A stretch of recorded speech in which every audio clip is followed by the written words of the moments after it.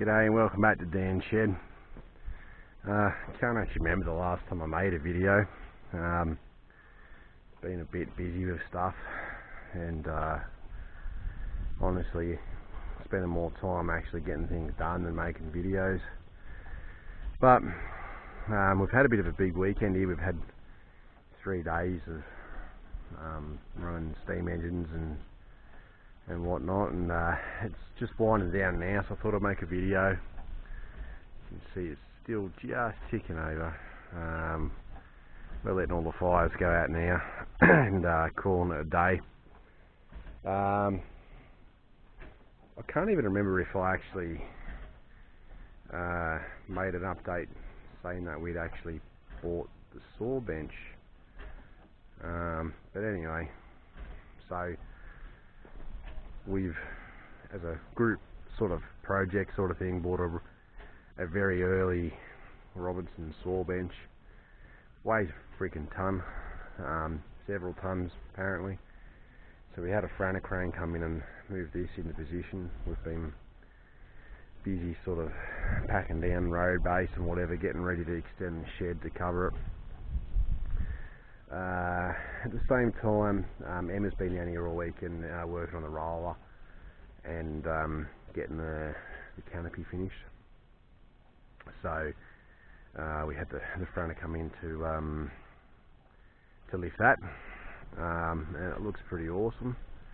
It's a lot more user friendly from a cruise perspective, getting somewhere out of the sun and the rain, which has been great because it was actually raining while we had the crane here and we're trying to assemble it. So it's been a miserable couple of days weather wise. This is probably the best weather it's been. And yeah, so yeah, it's come up really good. Yeah, we've been running the Marshall and these engines over here, and we were just relaxing and having a few drinks, and I was nodding off to sleep, and I heard some noise over here, and it was Emma had a second wind or something and started pulling the main shaft out of this saw bench. We knew they had a bit of wear going on the bearings, and yeah, she decided to sort of see if we could, oh look, there she is, to have a go at trying to loosen the saw blade, which surprisingly, for something that's well over 100 years old, actually came off pretty easy. The background we got on this thing is it's pretty much sat in the shed for as long as the previous owner's been on the planet, which we figure is about 50 years. So it's got a bit of wear in it. There was a lot of play in the shaft, a lot of slop in the shaft. The shaft's a lot longer than what we need as well. It actually had a third outrigger bearing, which we don't require. So we've taken the saw blade off, undone the bearing blocks that you can see here, numbered all the brasses, and yeah, started to clean it up. And it's always interesting when you do things like this, because you kind of think to yourself, well, the last person who looked at this was probably the person who built it. And as best we can figure, this thing was probably built early 1900s, late 1800s somewhere. It's really, really hard to find information on these saw benches, so we're going to sort of document as much as we can the restoration of this. Should be pretty interesting. We've already picked out a colour scheme, because that's like the most important thing, isn't it? So yeah, alright, Emma, tell us what we're doing with it anyway. What are we doing? Fixing it. Well, fixing it, yeah. It's going to be painted. I think we've sorted out a colour scheme, but the shaft's in pretty good condition. We haven't checked it around this, but it's really not too bad. Yeah, we haven't mic'd it up, but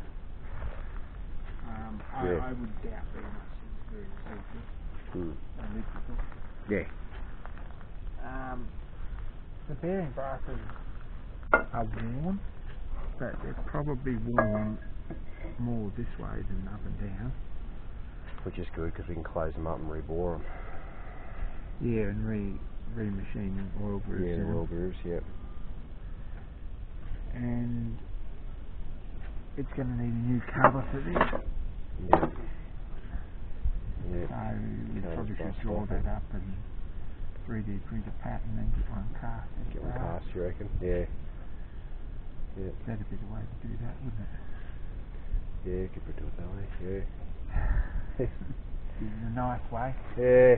If anyone's got any information on this, in particular what bolts on any of these holes, or go through any of these shafts, it'd be very much appreciated.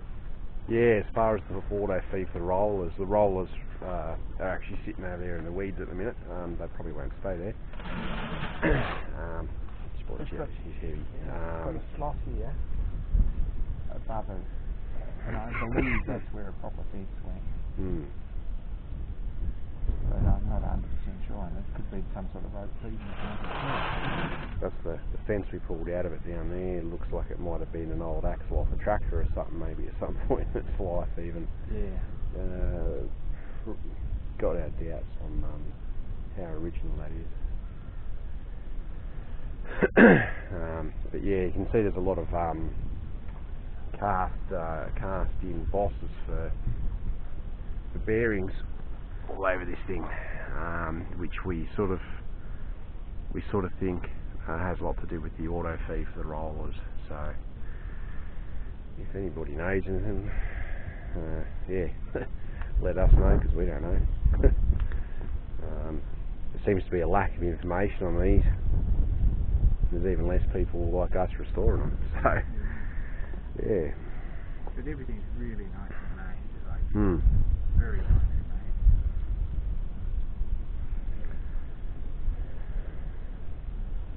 This is a precision fit. Precision fit in this hole here on these two pads with their side pads. Yep. And had a shim under this side, which should probably go back. Yeah. But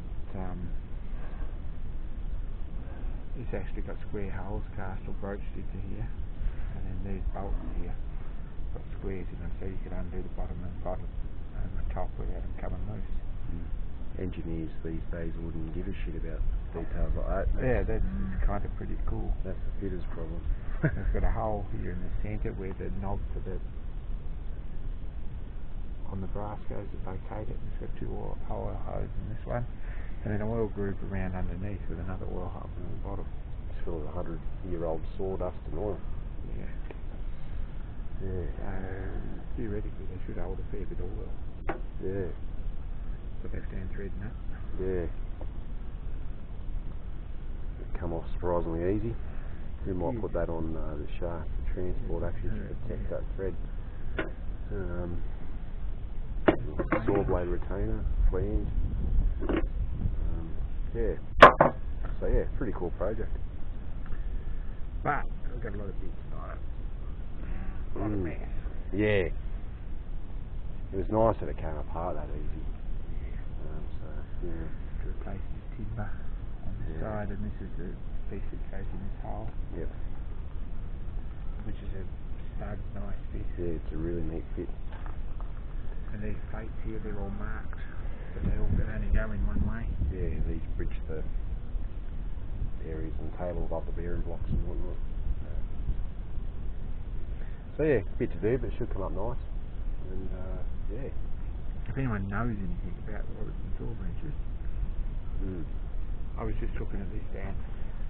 When I stand back here, T. Robertson and Sons, Roadstar, England, it's right off on that side. So obviously there was something in the way here. Oh yeah. Well, they would have put it in the middle, wouldn't they? It's interesting, this here. That's brass. Yeah, I kind of wonder what the story there was. Like, I can't think of a... It's blocking up a row of holes along the side. Yeah. Oh, roll holes, is it? It's a row of about inch holes. 5 3/4 inch holes. That's interesting. Yeah. And this hole here lines up with the other one. So the big one here. Oh, yeah. That lines up. Oh, yeah, with a hole on the other side. Might have had something to do with it. adjustable fence, like a screw feed one, like we were talking about earlier, maybe. I don't know. Oh, I reckon it's fun. Yeah. Anyway. I was feeling that there was a gear lever or a speed change lever or something on this one here. Yeah. Because it is 90 degrees all about it. Yeah. Oh, that one, yeah, runs through, over here. Yeah. Anyway, lots and lots of questions. Yeah, as we say, there's not a lot of information floating around out there about these.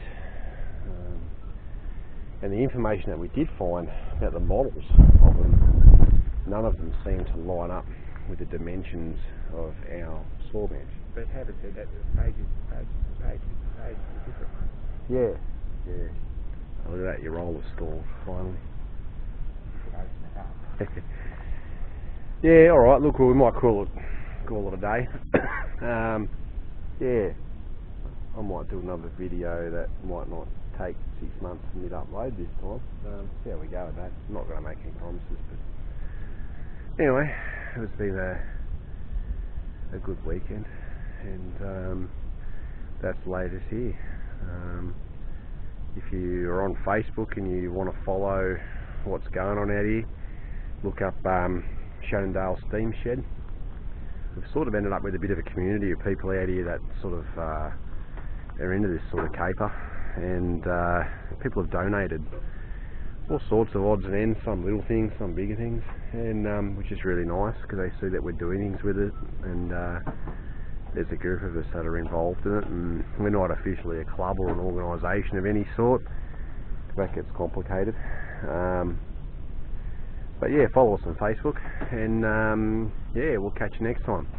Thanks for watching. See ya.